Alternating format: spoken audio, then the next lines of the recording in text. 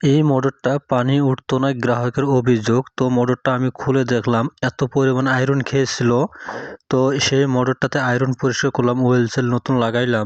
লাগার পরে আমি মোটর চেক করার জন্য একটি বোর্ডিং করে নিয়েছি, কেননা আমাদের এদিকে অনেক আয়রন থাকে, এই কারণে মোটরগুলো চেক করে আমি এই জায়গা থেকে সার্ভিসিং করে দিই। তো এখন মোটরটা আমি যখন বোর্ডিংয়ে লাগাইলাম, লাগার পরে পানি উঠাইলাম, এখন আমি চেক করব পানিটা উঠবে কি না। তো আশা করি মোটরটা পানি এক চান্সে উঠে যাবে, কেননা আমার নিজের হাতে করা কাজ।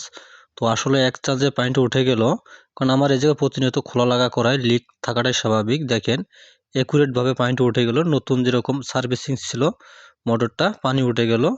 এখন আমার যে কয়েকটা বার ট্রায়াল করব, চেক করে দেখবো যে পানির স্পিডটা সঠিক আছে কিনা, লোড নিচ্ছে কিনা। তো সকল কিছু আমি অল এভরিথিং চেক করে কিন্তু এই মোটরটাকে ডেলিভারি দেব। গ্রাহক নিয়ে যেয়ে অনায়াসে বাসায় নিয়ে যা পানি উঠাতে পারবে। চেক করে দেখলাম, দেখেন পানির কি স্পিড, পানি বসে যাচ্ছে না, পানি সঠিকভাবে যেটা পানি সেটাই উঠতেছে ইনশাআল্লাহ।